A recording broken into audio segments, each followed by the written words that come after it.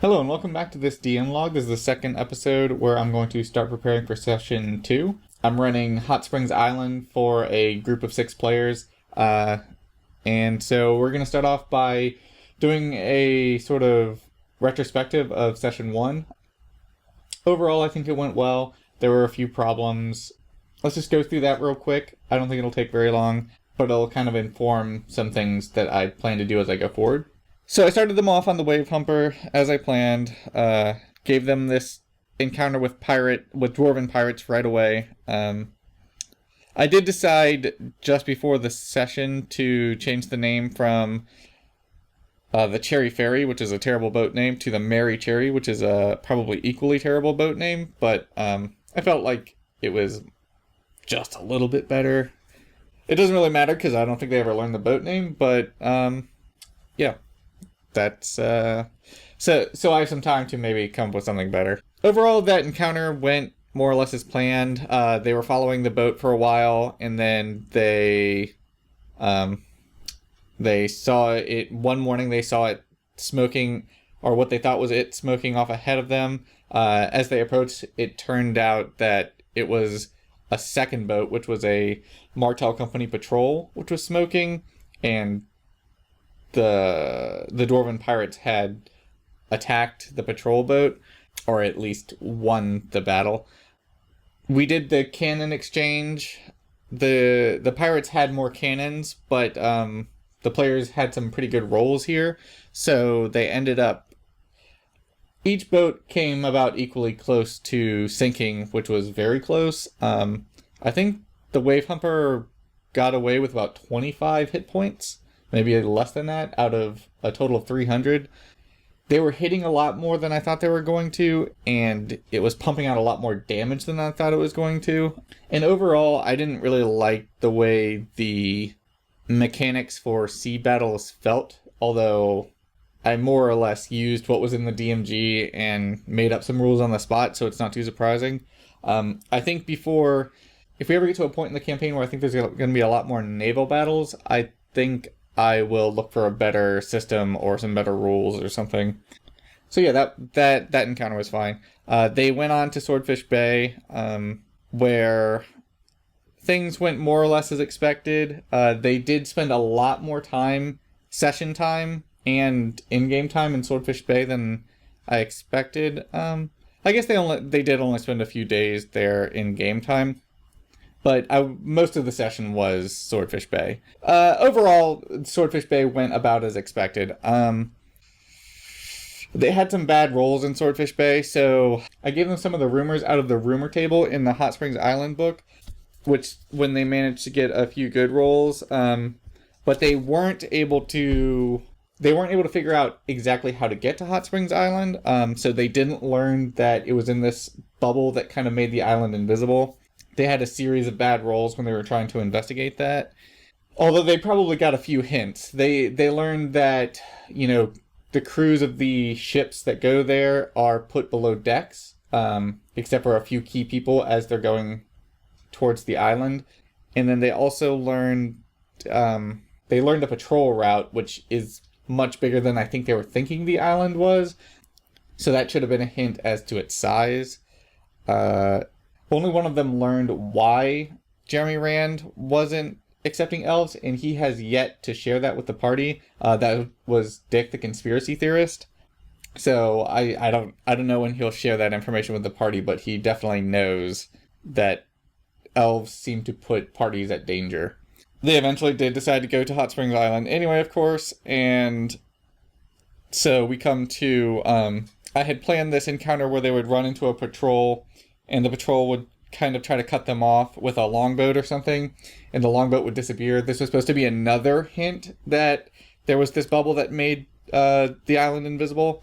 However, they decided to try to avoid this patrol completely. So they came up here from, this is Swordfish Bay, they came up and they were kind of navigating their way up here as I expected them to. The patrol came up and they decided to run off around this island and then come back up. So they dodged the patrol that way, and that means that they got no other hint that this bubble was going to make the island invisible. They did end up crashing into rocks. They came into the bubble here, which is basically means they got no warning that they were about to crash. I gave them a single round of actions to prepare for the crash. Yeah, you can see like here, if you're coming up, the bubble, we're here. The bubble gets quite close there, so they crashed like right up here. You could maybe argue that, but that's how I played it. And so that means they're going to be starting in HS14, and that also means that the wave humper has humped its last wave.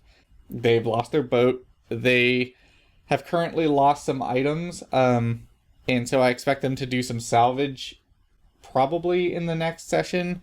In fact, I do know that they're going to do it in the next session. I've already done all the prep for this session. I did go through and like record all of it, but it created way too much video to edit. So I think I'm going to just in the future do all the prep and then go back and talk about it. So it took me maybe like 2 hours to prep for this session, maybe a little more. And we'll talk about why as I go through it.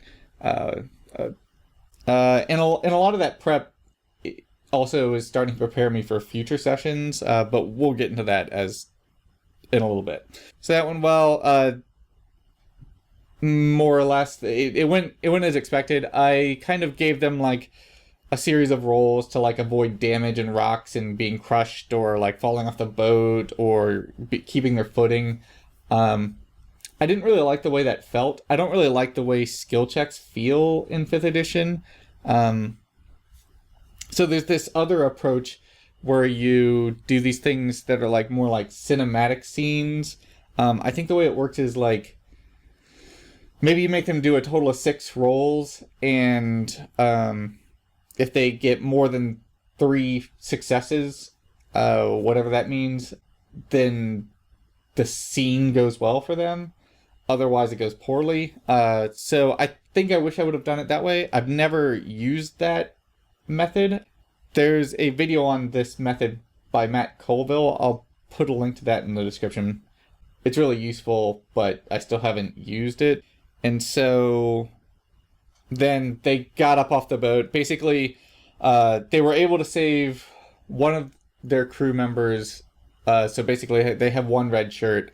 And I think I'm going to keep a secret red shirt alive that maybe is hidden in the rocks somewhere, but isn't dead. So maybe got knocked out and thrown into the rocks, but manages to survive. This gives me something to pull out later. So yeah, they got up onto the sort of like cliff face and up above, and they start looking around. And then I did the scene where Father Wilmorn, the last player, comes running out of the forest and is being chased by something. I did not tell them what he was being chased by. This gave me time to change my mind. I had planned on this being a bunch of boars, but I feel like that's a little boring. No pun intended. Yeah, it's not a very good encounter for your first encounter on the island, in my now that I've thought about it a bit. So instead, let's go ahead and start talking about session 2. So their first encounter, and I expect them to have another 3 encounter session, basically, is going to be to save Father Wilmorn from this thing that's chasing him, or I kind of hinted that it was a lot of stuff, but I didn't give a very good description of, or I didn't tell them exactly how many or what was chasing them. So there are these things called shadows on Hot Springs Island, which are like remnants of the old elves, and they basically want to cast a spell, but they can't. And so this makes them very hateful towards spellcasters. So they're masters of interruption. So I'm going to have them target magic users first. We have Father Wilmorn, so it makes sense that maybe they're chasing him for this reason. Cecilia the wizard, and we have a ranger who is also a spellcaster. I think everyone else, we have a rogue, a barbarian, and a fighter, so none of them are really spellcasters. This is something these players haven't really had to deal with too much, is something targeting magic users to the degree that these ones will. And so if one of these shadows happens to kill a player, then, or a magic user of any sort, or a magic creature, I think, they'll basically turn back into their elven form just long enough to be able to cast a spell. So this is pretty interesting. I don't think that's going to happen, but who knows? Let's see. So after that, I expect them to maybe take a short rest and then do a salvage mission. I had originally planned. Let me stop right here and talk about this. So I was a little confused on. So at this point in the campaign, they are able to do whatever they want. They can go to whatever hexes they want within the mechanics of the campaign. However, that gives me a lot to prep, especially right up front. So what I was doing, I rolled up a bunch of potential encounters that they could have. This was my first approach in the prepping, and it's why it kind of took so long. So this is kind of a mess, but I kind of looked at where they were on the map, and I looked 2 hexes out. So I figured at worst or best case, I guess, for them, they could make it 2 hexes if they wanted to in this first camp or in this session. I rolled up 5 encounters for every type of terrain that they could travel through in that amount of distance. Rolling those up took a while, but it also created a huge list of stuff to prepare, especially if I want miniatures for all of this. And I only have miniatures for some of it. I think I own all the miniatures for all of this, but a lot of them are not painted. It's not a big deal, but I'd like to have them painted. And then within that 2 hex distance, in fact, only 1 hex away, so I think it will be the place they go next, is the ruins of Hot Spring City. So the main, ruins on the island. And so I rolled up some stuff that they could... I rolled up a few buildings, which is way differently scaled, apparently. But anyways, I rolled up a few buildings that they could encounter, and I rolled up some different just going through the city encounters they could have. This is all going to be useful. It'll be useful in the future. I'm going to keep all this stuff, but it just felt like a lot to mentally prepare for and also prepare pops for, even though I have a couple weeks. So I just asked them straight up what they were going to do. And I think I was planning on doing this and just forgot. So yeah, they told me that they are going to probably try to salvage stuff from the ship, and they told me they're going to maybe explore the hex they're in. So a lot of this is not too useful, although I will need the encounters for light jungle, which is the type of terrain that they're in. So immediately, most of this isn't very useful, but the light jungle encounters I will use. And those are some rats being eaten by singing golems. That's a kind of weird encounter, but it could possibly yield, or it could possibly turn into some sort of fight. Vitarak, which is this sort of bug thing. I don't know. It's something they created for this campaign setting. It's like these hive swarm kind of bug things, but it's a seeker and it's doing a territorial display. Knowing my players, that'll turn into a fight.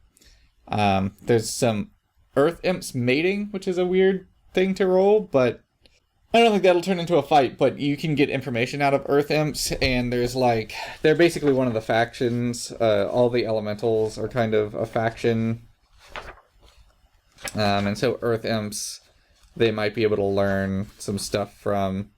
In fact, the Earth Imps are very friendly, so odds are that'll be a very social encounter if they have that one. I also have some singing golems fighting boars. That'll definitely turn into a fight, knowing my players. Then a water imp hunting and gathering, which would also be a social encounter. So the way I'm going to prep these is I'm going to put them on cards and then basically shuffle them up and draw as I need them. And I'll prep the miniatures for these, for just those encounters. And then also for the players and NPCs that I need, like Vienna, the crew member that's survived. I'll find probably one of my already painted miniatures and use it. let's see. And then I prioritized. I need to get the shadows painted. I need to paint some aboleths. We'll talk about that in a minute. I need singing golems, boars, rats, the imps that I mentioned, and then like some terrain to put up that stuff on. So that's kind of my priority list. It cut it down to less than half of what I was going to have to deal with if I had to prep for all of this. So that's great. If I get through the list that I absolutely need, then I'll probably start working on some of this other stuff, probably some of the city stuff. But yeah, let's go back to the session 2 prep. So asking them was a good idea. Okay, so in the salvage mission, I am going to take this opportunity to do one of these sort of everybody kind of gets a role to help out cinematic kind of scenes. So it's going to have a DC of 15. So the players are going to get to pick what skill they use. So like, they get to, as long as they can describe how it helps, they get to bring their strengths to the table. So I think they'll probably have a better than 50% chance of succeeding on each roll with the DC 15. But there's going to be a scale of success. And so what I came up with for that is if they have 0 successes, it's going to be horrendously bad, of course. They'll have an encounter with 2 aboleths. All the bad stuff is going to happen if they roll 0 successes. So this is kind of like the split of good and bad stuff. I'm also going to give a roll to Vienna, the NPC, because she's there and they're probably going to want help from her. So it makes sense to give her a roll. If they have 0 successes, they're going to have this encounter with 2 aboleths. Basically, whatever NPCs went on the boat will end up in the water, and they'll have this encounter with 2 aboleths, which are, according to the monster manual, challenge rating 10, so way out of their league. This would be a really bad thing to happen. I think the odds of this happening are very, very low. But I'm going to throw it in there just for shits and giggles, and if it happens, it happens. And if it doesn't happen, I'm sure I'll be able to bring these aboleths back. Having a good, sea monster ready to throw at them, I think is going to be useful. So I'll just keep that idea around. So with a 1, the ship starts to collapse, and it'll put the PCs in the water. They'll take some damage, and they'll have to deal with getting out of the water and any other problems that causes.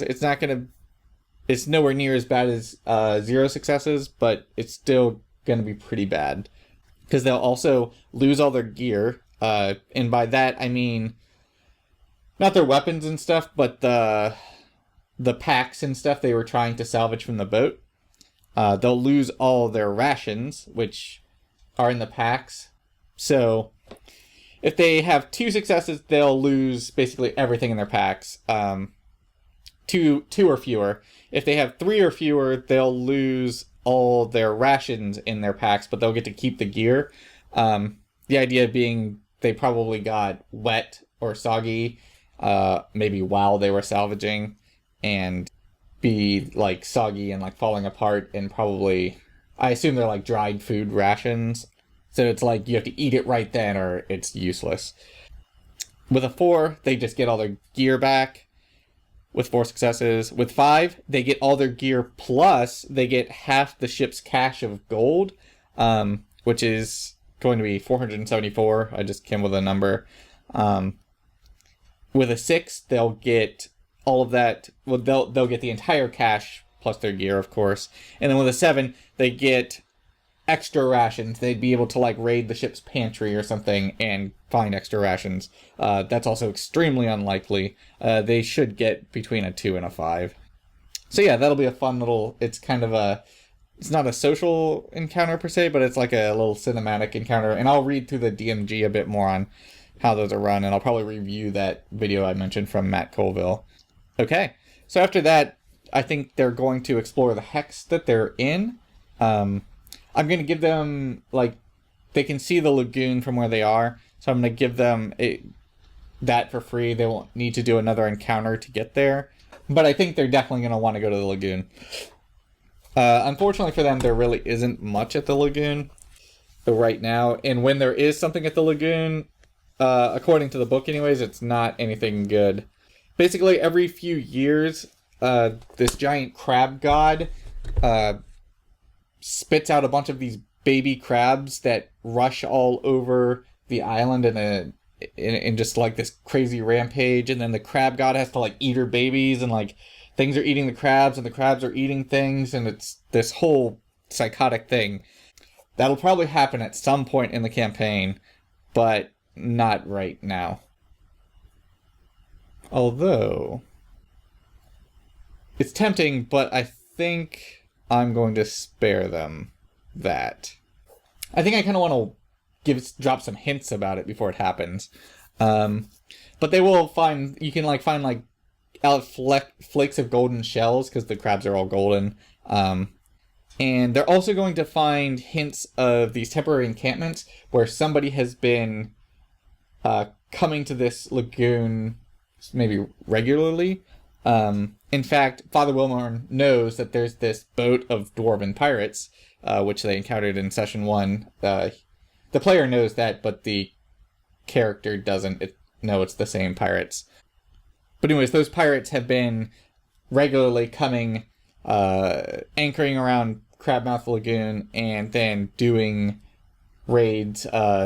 He doesn't know where to. I think he'd probably have seen them go towards the city, but I figure they've probably been doing, various raids all over the island, mostly in the city, of course. And then that's really all they can find other than just environmental discovery of Crabmouth Lagoon. If they continue to explore this hex, they can find the black urchin pools, where you can get these like poisonous urchins. If you eat them, it's really bad, but I figure I'd let them make poison from them if they want to. They'll have an encounter while they search for this, so we'll need a light jungle encounter for that. And then if they continue searching, they'll find the yellow outcrop. I don't know if we'd get this far in session 1, but maybe.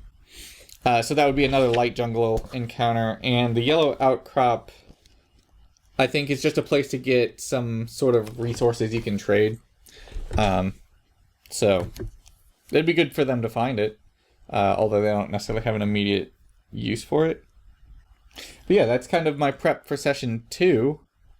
I do need to do some other things. I still need to stat the creatures that they could encounter in this session, and I need to maybe kind of like internalize some of the stuff they can find. And I need to, as I said before, review how we're going to do the salvage mission. I'm not really good at doing like off-the-cuff descriptions, and I think the cinematic scene is going to require that.